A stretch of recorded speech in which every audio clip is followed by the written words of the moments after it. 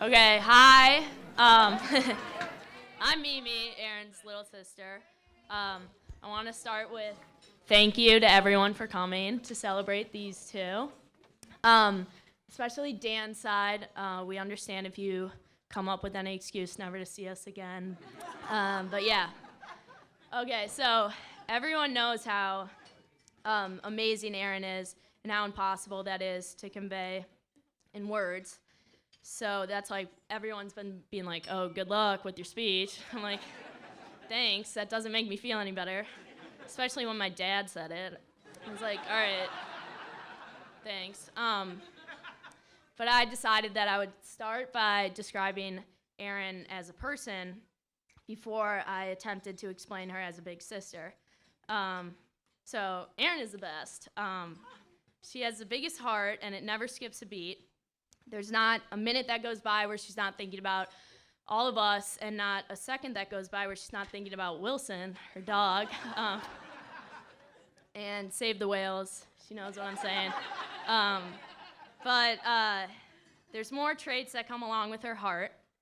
Erin is stubborn. She is so persistent on loving everything with four legs that her bachelorette party, which was supposed to be about her, ended with her rescuing a dog. And saying, I quote, I don't care if the RV doesn't allow dogs. It's coming in the damn car. Erin is reliable.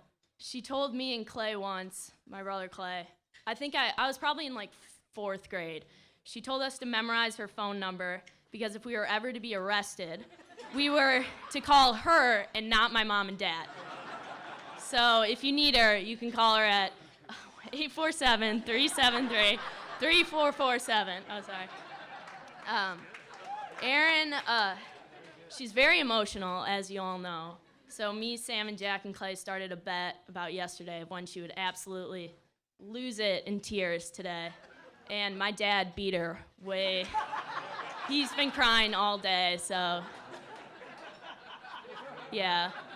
But Erin is also very caring. She's been a second and third mother to all of her siblings, so much that doing anything with her makes us all pretty much really nervous, as Sam says. So we started calling her nervous, really, after she went down a catwalk in Vail, like completely pizza style the whole time, screaming, and everyone was looking at us like, oh my God. But yeah. So I guess now I'll tell you about what Erin means to me as an older sister. She's all of those things I mentioned, plus a huge pain. She's definitely the favorite. I don't actually blame my parents for that, because she's my favorite too. And I can't tell you how many essays I wrote in school about her whenever they would be like, oh, write about your biggest role model or someone you can't live without. I probably, like, looking back, should have started copying and pasting, but I always had something new to say about you. So she's given me a lifetime of reasons on why I'm beyond lucky to have her. We aren't your conventional sisters. There's 15 years between us, but I wouldn't want it any other way. She's been constantly giving me advice, putting me in line, and making me tell her everything going on in my life without the possibility of being grounded, which is pretty cool. Plus, not everyone gets a sister that does their taxes, so thanks. But Erin, you look beautiful tonight, as always, and you've made me watch hours of TLC, but I love you so much. You're the best sister, you're my best friend, and you're my favorite older sister. As for you, Dan,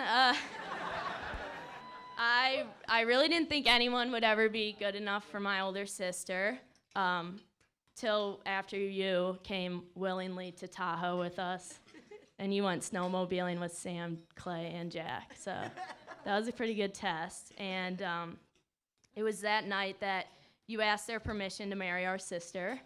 And I have to say, it was pretty gutsy of you to still ask after they said no, but I'm kidding. But I have to say, if you were to ask me that night, which you should have, because my opinion is the most important, as you know. I would have told you that no one in the world can make my sister as happy as you can. I'd be honored to have you as a brother. I need a sane one, as you know.